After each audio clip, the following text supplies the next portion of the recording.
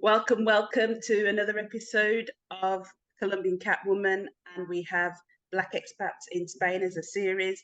And on today's show, we have Chantel in the house. Chantel, who resides in Madrid. Welcome to the show. Thank you very much. Thank you for having me today. Thank you very much for responding to my call to action. So, would you like to tell our viewers, our listeners and viewers, a little bit about yourself? I know you just said you're located in Madrid. I don't know if you want to give any more, but just would you like to tell our listeners a little bit about yourself? Yeah, so I moved to Madrid in 2019.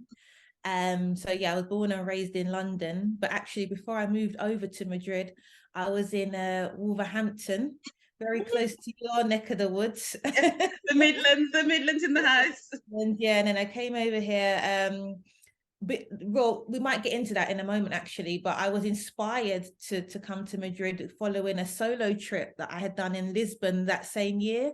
And everything came together, and I've been here ever since, really. Okay. Can I ask you, what was it like? What was Lisbon like for you? It's a country on my list, and Yeah. it's a country on my list. So it was one of those cities that I wanted to visit, and I think, like many of us, you get to a point where you want to start doing some of these travels, these trips on your own. So it was a solo trip. I think I went for about 4 days, stayed in the Airbnb, very much in the center, and I really enjoyed my time in Lisbon. I hear so many people saying how wonderful Lisbon is, and I feel like there's definitely like this emergence of people traveling and migrating to Portugal, and I can see the pull of the city, of the country. I felt so comfortable just being there. Like as soon as I got there and left the Airbnb, I felt like I just fit in with the people around me, right? I didn't feel like I stood out. Okay. And I had a really nice experience there. My brother has been to Portugal a lot, and the one thing that he said to me was that there's a lot of like extreme poverty in Portugal.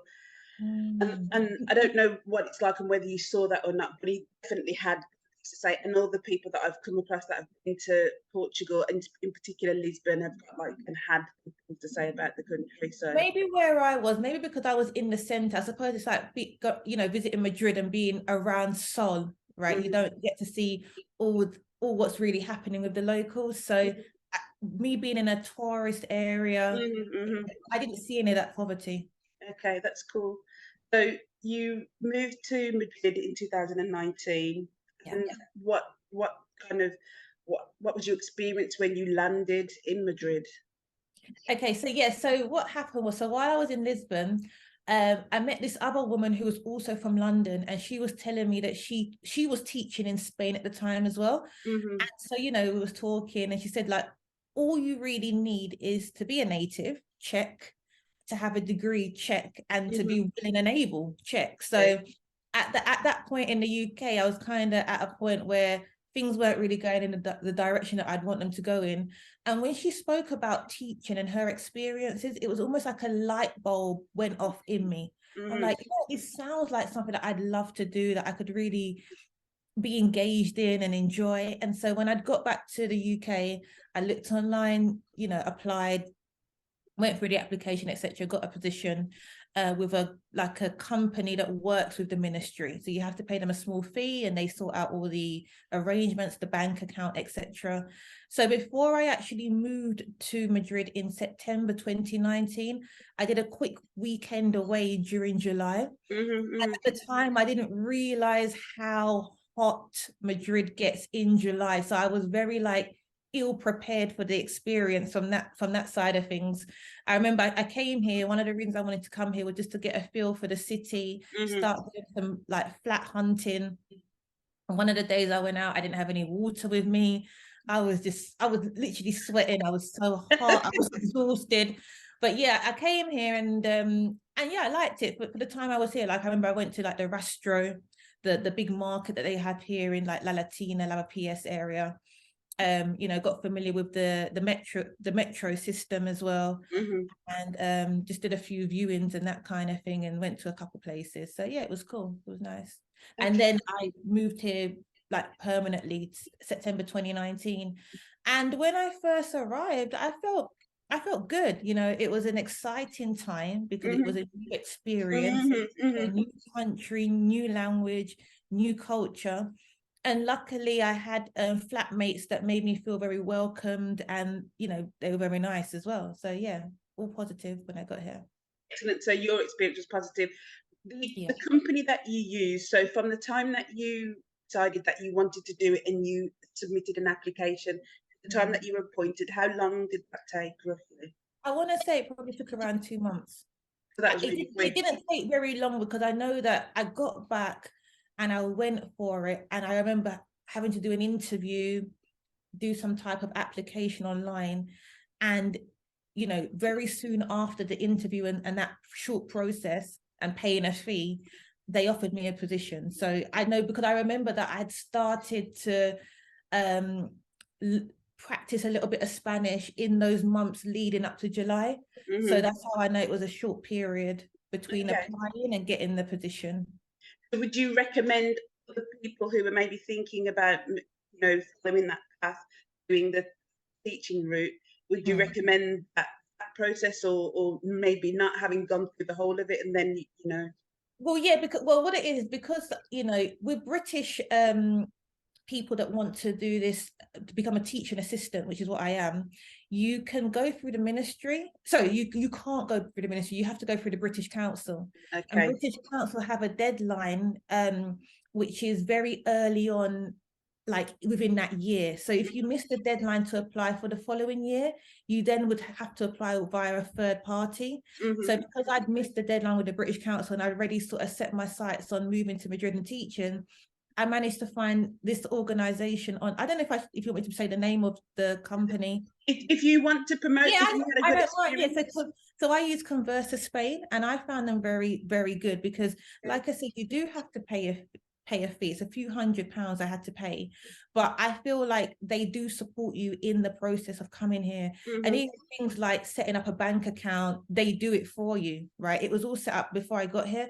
So when I got here, all I needed to do is go to the bank and sign some papers, you know, and they support you if you've got any questions.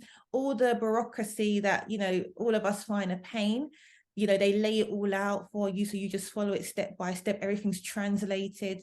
So I did find them to be a big help, and I was placed in a very good school, right? So, you know, all positives from my side of Conversa Spain.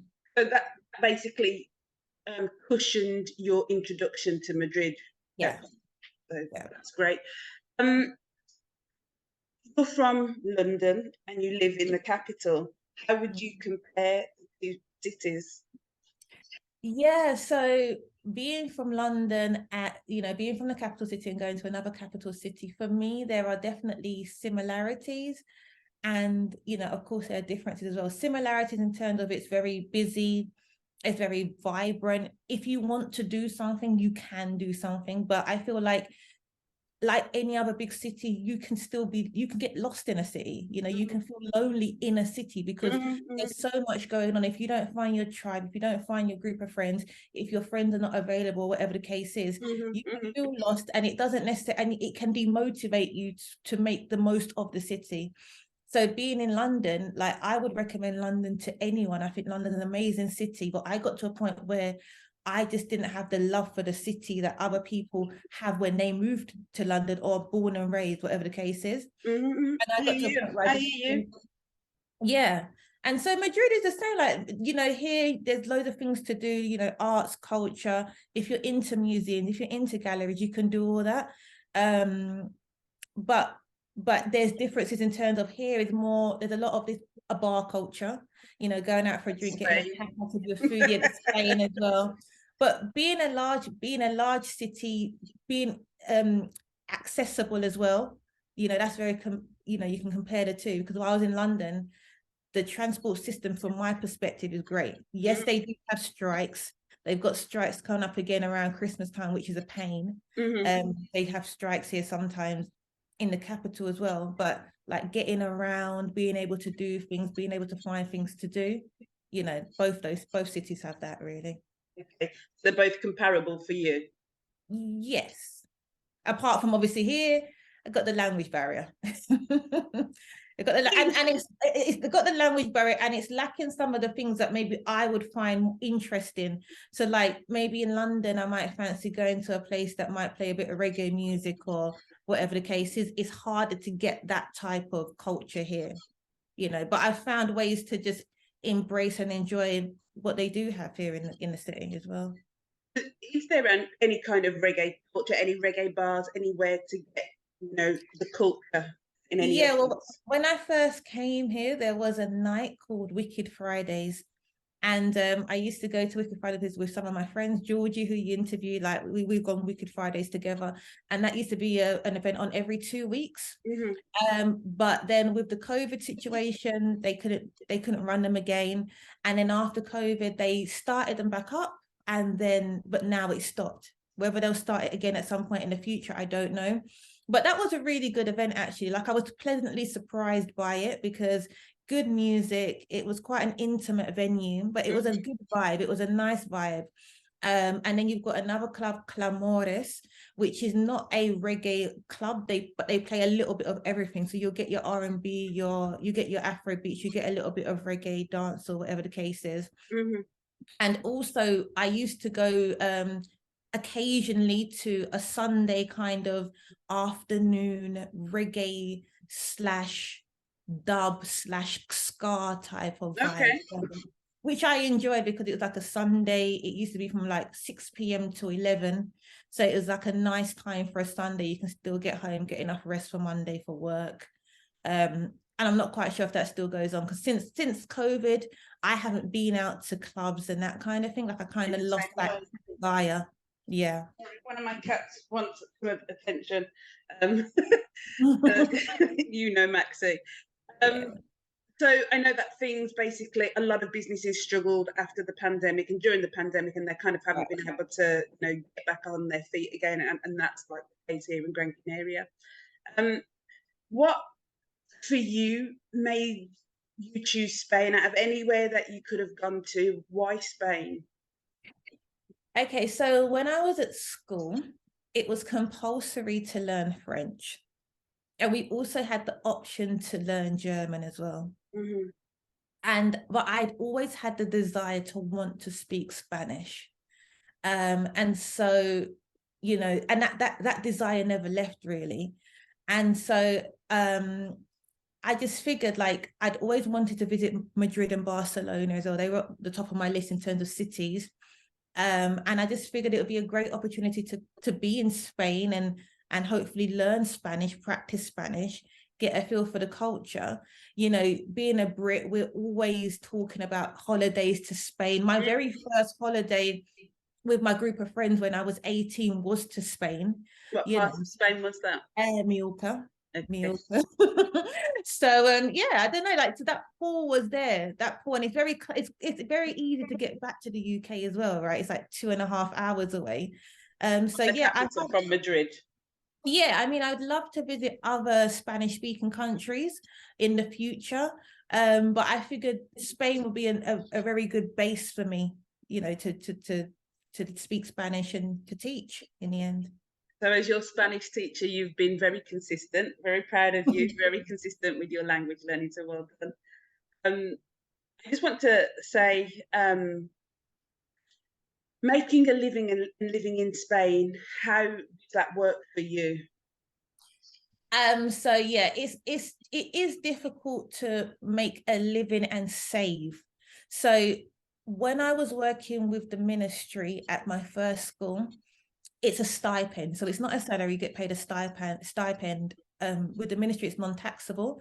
And so having that stipend and living with 2 other women, it was definitely livable for me. And I did have some savings as well. I do have some savings, so I could always fall back on that if I needed to. So I would say definitely Madrid is a lot more affordable than the UK, than London, sorry. And it also depends where you are in Madrid. So I know that when many like expats come to Madrid, there's a few key places that always get mentioned in the comments in terms of neighborhoods to check out, which are very, very close to the center. But of course, the closer you are to Sol, the more expensive it is. When I first moved here, I lived in a barrio called Estrella. And Estrella is For me, it's still a very convenient place to live. It's a train ride to get into the center. Whereas most people, they want to live in areas where you can walk everywhere. I live in an area where I'd need to get a train.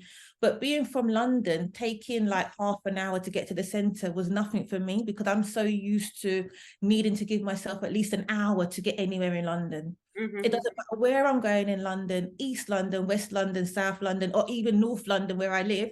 I always need to give myself at least 45 minutes to an hour to get somewhere.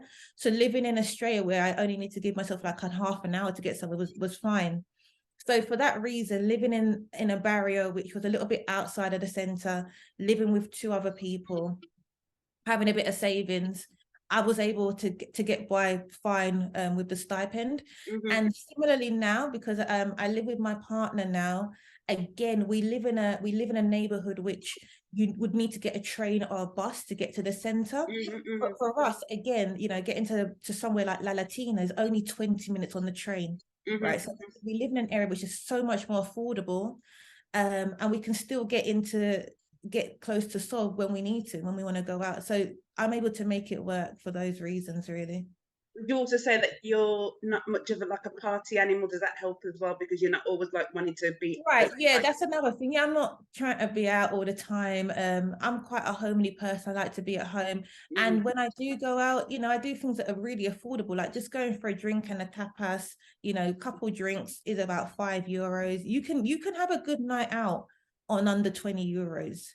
Not in the Canaries, but yeah. And I mean, you know, you got things here like menu del dia, and I'm a type of person, if I had a menu del dia, that kind of keeps me going for the whole day. I'm filled up, right? You know, you get the starter, the main, dessert, the drink.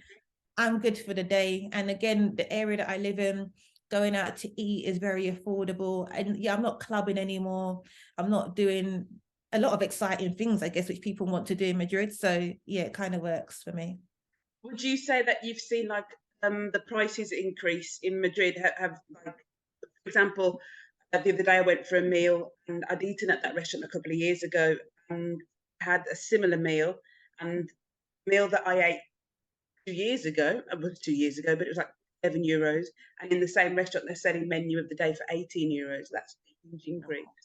Groceries have definitely increased here. So when I go shopping here, I tend to go to Mercadona and Lidl, because there's things that I like in both of those stores. And like today I went to Lidl and I went into Lidl, this always happens, I went into Lidl with my mind, okay, I want to get 4 items. It could come to about a tenner.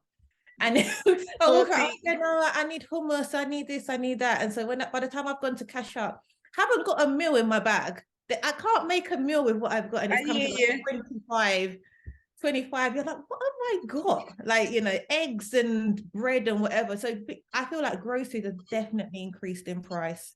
You know, not so much the restaurants, because I feel like because there are so many, if the restaurants start to increase their prices, their customers will just go elsewhere. That's how I see it. So yeah. Here in Gran Canaria, I can talk about, it's a very different affair. They've definitely not every restaurant, but a lot of things have gone up, and also the portion sizes have gone down, so the quality's gone down as well. Yeah, I mean, I saw on the news of the day that the cost of like oil and eggs, the basics of the Spanish kitchen, have gone up like 25%, which is huge. Oil is a crazy price. I mean, I tend to buy oil that's quite expensive anyway. Like, I have to be in the mood to buy oil sometimes, because, you know, like I like to get the so-called healthier oils, so the coconut oil or whatever. So they're always quite pricey. But yeah, there's definitely a point where, you know, you could get olive oil at a very reasonable price, and then some of those other oils were a lot more expensive. But now they've all risen. Every oil you could buy, for example, is expensive. You know, so you just have to, you know, I'm having, you know, trying not to fry as much as I would. You know, I don't tend to fry a lot of food anyway, but just those foods you've got to be mindful of. Even using the oven, you've got to be kind of mindful of sometimes, because the prices have increased. The electricity bills, yep. So I tend to use my oven over weekend. I try to like do whatever I need to do over weekend, but for the exact same reason.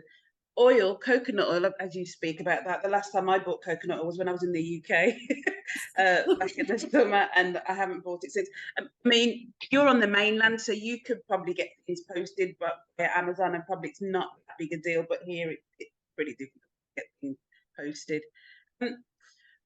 So you've been there since 2019. I arrived here on this island in 2019 as well. What do you see as the future? Do you see Madrid as your future? Do you see Spain as your future? What do you see, like, I don't know, 3 years or 5 years or 10 years? You choose kind of all of those or any of those kind of Well, time frames? one of the good things is that I arrived before the Brexit situation. So I was able to kind of get my ducks in a row before that. And so at the moment, I have the NIE till 2025, and I've been made aware that once that year comes, I can then apply for permanent residency if I want to. So that's good. That's good that I have the option to do that. At the moment, I don't know where I see myself in the next 5 years, because I need to explore Spain. So that was one of the things I've been meaning to do. Of course, we had COVID. We couldn't go anywhere. And then since COVID, I kind of lost a little bit of motivation to travel. I think that COVID really took that out of me, that kind of push. But I've got places that I would like to visit. So I don't see my permanent home in Madrid at this moment in time, because I'm kind of pulled towards being more in a place with more like nature, being close to the sea. You know what people imagine when I tell people I live in Spain, they all imagine that I'm just laying on the beach every day. Yeah, exactly. Laying on the beach and just having warm and hot weather all the time. Being in Madrid, I mean, right now it's cold, it's winter, and then the summers are extreme, and then we're nowhere near the coast, right? Because we're in the center. So what I want to do is just start scouting out other places. You know, I want to check out Barcelona. I've got a trip to Barcelona coming up, Malaga, Almeria. And yeah, and just if there's a place that kind of I just go there and I feel good about that place, then absolutely, perhaps it would be my future home. But right now, it's just figuring it out, really. Still figuring it out. Madrid's an okay place for right now, but not for the long term. And just kind of just on that touch, you're talking about the weather. So how would you compare the weather in Madrid to London, for example? This is going to probably sound strange to some people who maybe, I don't know if anyone might be based in a colder climate or even London. The fact that when summers are coming up, like June, July, I'm looking forward to going back to London because it's too hot in Madrid. It's too. When I was in London, I used to say to myself, "Oh, this city, it can never be too hot. This is London. It could never get too hot in London. Never, never, never. I like the heat. Keep going up, up, up, up." In Madrid, it gets too hot. And if you have a home that doesn't have aircon, like my home, it's really, really difficult to feel comfortable, and you're just constantly trying to find ways to cool down.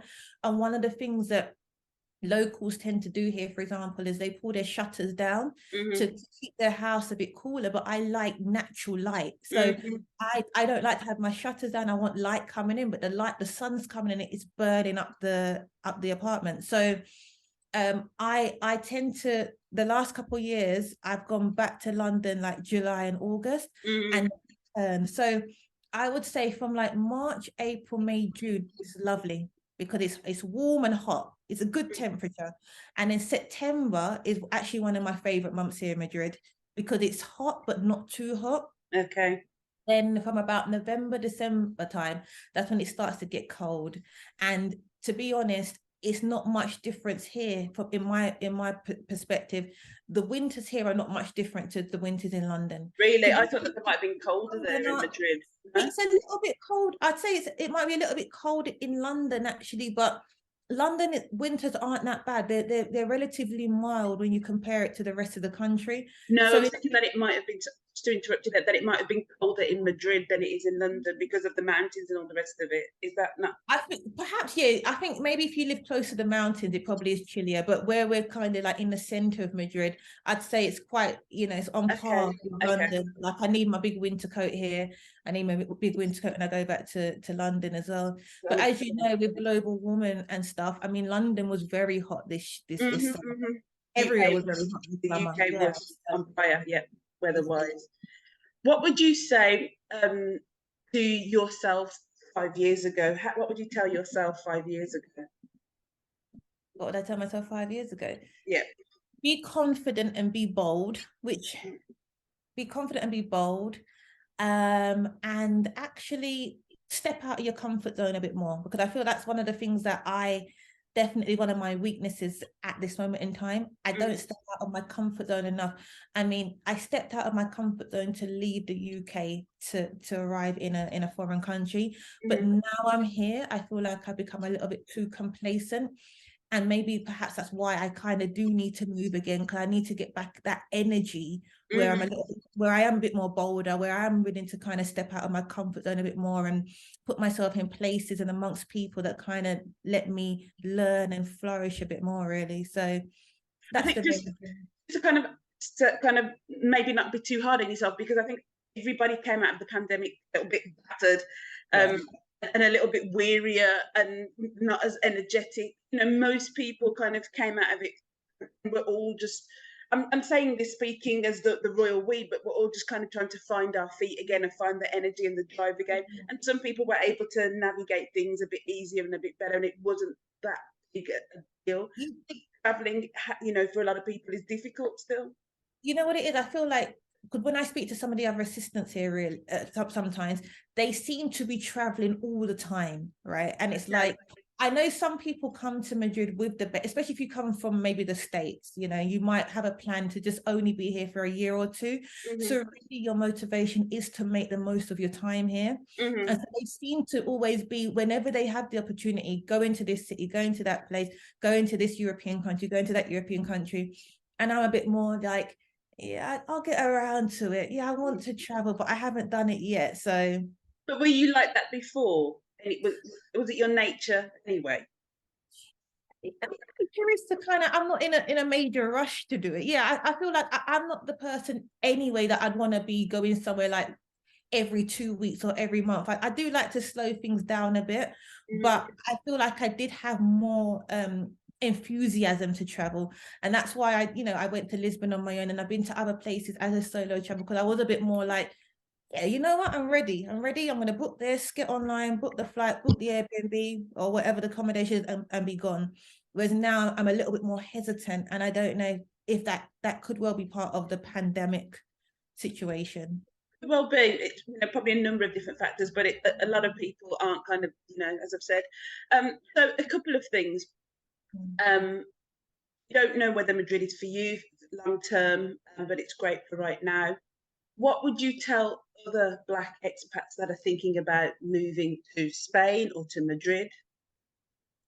I'd say go for it, really. I feel like you're always going to hear perspectives from everyone about their experiences wherever they are.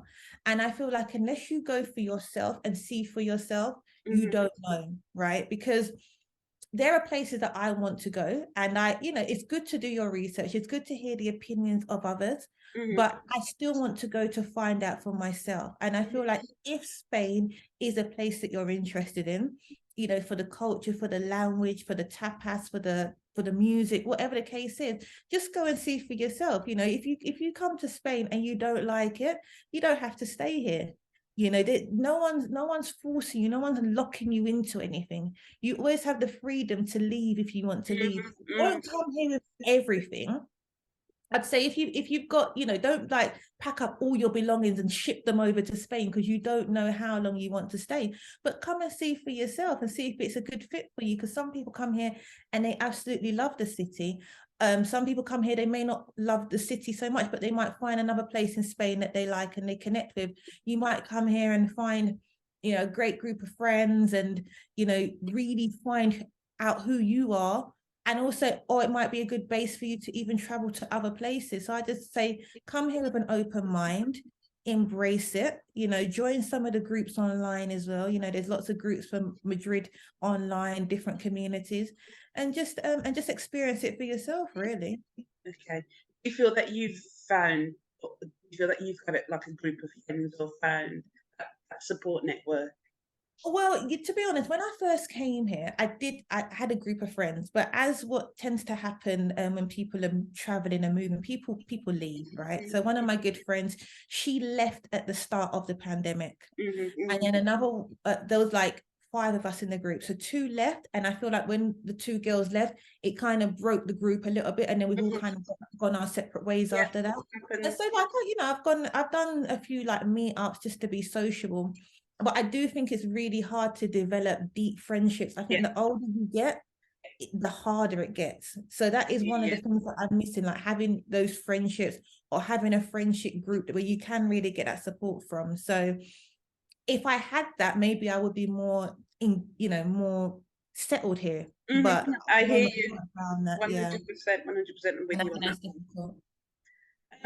What, I don't know whether you want to just keep it to Madrid or to Spain as a whole. What one negative would you say and 2 positives would you say about Spain or about your experience, whatever you want to say there? So 1 negative and 2 positives. 1 negative is I can't get ackee. You can get it delivered on the mainland. You can get it Amazon shipped to the mainland. You say that the guy that was delivering to the mainland, he stopped doing it since Brexit. So I remember when I first got here, I got a nice big delivery and I got a duchy. And it was filled with all my seasonings, my ackee, my everything. And then after the pandemic, I don't know, he stopped delivering outside of the UK. Maybe it's more a Brexit thing. Maybe that's more Brexit than the pandemic. The Brexit. And then now when I go back to the UK, I don't do check-in. I always just have carry-on luggage. And of course, because it's like a liquid, it would be a liquid, I can't bring any back. So that's 1 negative. I can't get ackee here. Okay. And I think another negative for me. Oh, what? No, 2 positives.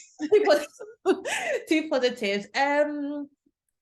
Just opening up myself to another way of living, really. I've met some really nice Spanish people here, colleagues I'm referring to, actually.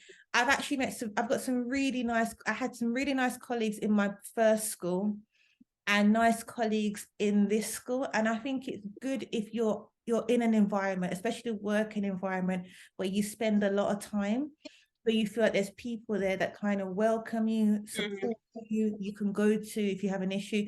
So that's definitely a positive. And another thing I'd say is just to be exposed to new cultures as well, not just Spanish culture, but other African cultures, like Senegalese culture, which I'd never tried Senegalese food since before I moved here, and Latin American cultures as well. You know, I live in an area where there's many people from various Latin American countries, and I've been exposed more to their culture, their food, and that type of thing. So I'd say that's another positive as well. Okay, so that sounds really good. Yeah, we don't have that much. I live on an island, as you know, so things are a lot more limited here in every sense of the word. Talking about your colleagues at work, do you think that you've tried to integrate? And does it mean anything to you integrating into the culture? Well, to be honest with you, yeah, it does. When I first got here, especially, I was trying to integrate, and I wanted to understand the culture. I wanted to understand the way of life and the values and that kind of thing. And I remember, for example, last year I was queuing up probably for about 45 minutes for a roscon. The roscon that you there's a bakery close to me, and I used to see everyone queuing up for the roscon. I'm like, this must be the best roscon in Madrid. So I'm queuing up for this roscon just because everyone else would. Because we need to have a roscon because everyone's going to have a roscon at Christmas. Dry as anything. Yeah, exactly. It was nothing special, and I paid over the odds for it. Which, so if I was to get it again, I'd just get it from Lidl or somewhere. But no, like for example, one of my colleagues, she lives close to me actually, and like for example, this was ages ago. One Sunday we went out around midday, and we had vermouth and oreja, because he said, vermouth and oreja is quite a traditional thing to do on a Sunday. And so little things like that is nice, because I feel like unless I'm with a Spanish person, I wouldn't know that, and I wouldn't be exposed to that. And another one of my colleagues from my previous school, we used to go out sometimes to do like intercambios, but she's kind of given me so much like insight into the Spanish culture just via our conversations, that we've had, right? And so stuff like that, it helps me to connect and just understand a bit more, and I don't feel as like an outsider as I would have if I was literally always just around expats. There's just certain little things, nuances that I just wouldn't be aware of. You've been able to integrate, and it's made a positive. To an extent, I wouldn't say I'm fully integrated, but I feel like I have a little bit more of a understanding than I did when I came here, and it's just learning and just continuing to learn really and understand bits and pieces and the people and the way of life really. Definitely. I think I'm going to touch on a topic, and you say what you want in terms of an answer here. So you mentioned Georgia before, who I interviewed recently, and she talked about love and dating. How have you found that in Madrid? Yeah, so when I first came to Madrid in September, so I did go on a few dates. I was on one of the dating apps, and I went on a few dates, and you know, it was literally just, you know, meeting someone, just going out for drinks, having food, whatever. And that was cool because, again, just going on a few dates was an opportunity to go to places and just to understand the city a bit more, and, you know, just to get to know new people. And it didn't go nowhere anywhere. But then going back to when I mentioned about the reggae club, so I went to Wicked Fridays one Friday in February, and yeah, I met someone there. I met my now partner there, and it's I'm like one of the examples of like COVID romance really, because we met just before COVID, and you know, we weathered the storm. We weathered the storm literally, and yeah, we've been together ever since. So I guess I'm one of the lucky ones that I've met someone in a traditional way, and we kind of moved in together almost instantly just because of the situation, but it's worked itself out, and yeah, everything's going well. Question, and again, answer as you see fit. Did you only date? Were you only looking for Black partners? Was that important to you, or were you open? No, I was open. I was just open to connection, really. You know, when I first came to Spain, I actually thought, oh, the Spanish men are very good looking. I didn't see Spanish men in the UK, but no, I was just genuinely just open to connections. And I think if you can connect with someone on a certain level, that's good. Like one of the guys that I went on a date with, the reason why we went on a date together is we had a connection of, we both loved reggae music. That was just a good starting point. And like even me and my boyfriend now, we both love reggae and Jamaican culture and everything like that. But no, I was open. I feel like you kind of have to be open as well. Like if you're going to go to a country where, you know, if you just wanted to a Black man and you're in a country where we make up, I don't know, 0.1%, it's going to be very, very, very hard. So I just think you have to be open to connections, open to love, and just see where it goes from there, really. Okay, cool. I'm just like thinking, I don't know if there's anything else that I specifically want to ask you. Is there anything that you'd like to say, or anything that you'd like to ask me? No, well, I mean, just thank you for creating this podcast, this channel, because I feel like it's needed. I think these conversations are needed. I think we need to have more visibility about our experience here in Madrid. In Spain, yeah. And no, just to echo to anyone who really, you know, wants to go to Spain, come and just see for yourself. And there's groups out there that you can join. There's resources, there's information available. And so I feel like, especially when you get to a certain age, if you've got the availability, the resources, I think at least come and check it out for yourself, really, and see. What would you say the options are for people? So you came with a cushion and you were able to kind of get started financially in the working market. What are the options for Brits post-pandemic who are thinking about you know, making that transition? It's trickier now, because I think if you're coming from the UK now, you need to have a visa. And so definitely, if you want to go down the assistant route, that's an option for you. So I'd suggest going on the British Council website and finding the information about becoming a teaching assistant, because the British Council will support you in everything you need in order to do that. And at least that will get you here. And that's a good opportunity for you to suss out whether you like it here and whether you want to, you know, stay. And the other option now, I believe, is like having some type of nomadic visa. If you know, got a business, or you have aspirations to start up a business or become a freelancer, that's another opportunity to be wherever you want to be, really, within Spain or where else. I know I think definitely in Spain, I know you touched on it in other interviews as well, it's difficult. You can't plan to come here and just get a job. A, the salaries are lower, and B, it's very, very difficult. So it's better to be here with a view of you got something going on, or you want to set something up while you're here, or if you're able to work for a company in your country, the UK, US, or whatever the case is, and then be based here, that would be the perfect mix. You know, I've got a friend of mine, she's at the moment working for a company in Ireland because she's Irish, and she's living here. And so it's a great combination because you've got that salary and you're living in a place where it's cheaper to rent or buy, or, you know, just live day to day. Okay, I think maybe one of the last questions, I don't know if it will be the last question, maybe it'll kind of, you know, in mind thinking. So for you in Madrid, there's a Black community, quite a vibrant, from the outside it seems quite a vibrant, quite an active Black community. Yeah. What has that meant to you, and what has it meant to you in terms of thinking about the places? What does it mean to you? Like, would you live in a remote village where there is no Black community? So what has it meant to you in terms of your experience in Madrid and moving forward?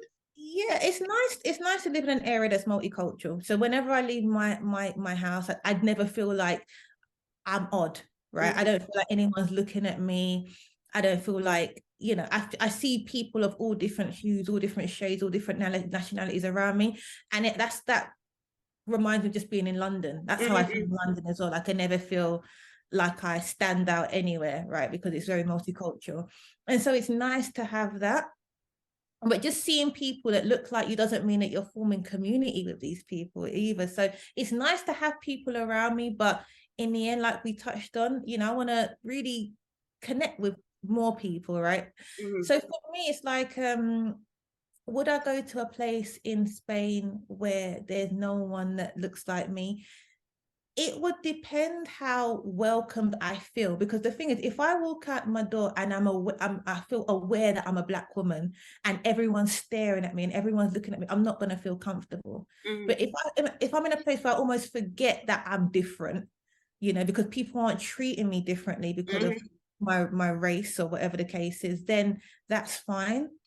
So I'm not going to like put a barrier up in terms of, I'm not going to go to that place because there's no other Black people. It just depends how I feel. If I feel comfortable, if I feel welcomed, if it's a place near the coast and I feel relaxed, then who knows? Yeah. Okay. The world is your oyster. Yeah, everyone's oyster. The world is everyone's oyster. Very true, very true. So is there anything else that you'd like to share with our viewers, our listeners? Is there anything else that you'd like to let them know about you? I'm working on a few things. I don't really have social media. I have social media, but because I have a few ideas of things that I want to do next year, because we touched on, I want to transition away from being a teaching assistant. And so, you know, as you know, I'm a person, I have so many ideas, but it's about getting them started, right? And so I want to start doing things, again, coming out of my comfort zone, actually doing it, actually getting bits and pieces out there. And so, yeah, I'm working on a content creation myself, working on doing some passive income bits and pieces, just to try and set myself up for the future. So everything's pending at the moment. So nothing in particular that I want to share. Is there anything that you'd like to put out into the ether for, like, if anybody's interested in contact with me via? I was doing voiceover work. So yeah, if anyone needs voiceovers, let me become the #1 voice in London, the #1 female British voice. That's one of my things. And settled, becoming grounded, right? So one of the things that I'm trying to do now is work more on myself. So I recently started yoga. I recently started meditation. I'm trying to eat healthier and just be more mindful of my diet and lifestyle. So just encouragement to continue that, really, and just building upon those things and just having a clearer view in terms of my path. You know, where should Chantel live? Where should her future home be? But Yeah. put it out there into the universe and it will come, and keep on asking those questions, but asking those questions in the right places, and keep on building connection, because that's what it all comes down to as well, which isn't easy. And I'm you know, on the journey, and I've got many similar questions myself. So, you know, I hear you and I understand. So if you want to become the #1 voiceover, London voiceover, where can people find you? So I do have an active website, voiceandvisuals.com. So if you visit there, you can find out some more information. And there is also a link to my Instagram on my website as well. So voiceandvisuals.com. Excellent.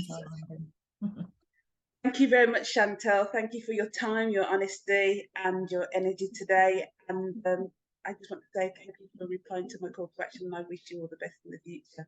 And you, thank you so much. Thank you. Bye-bye.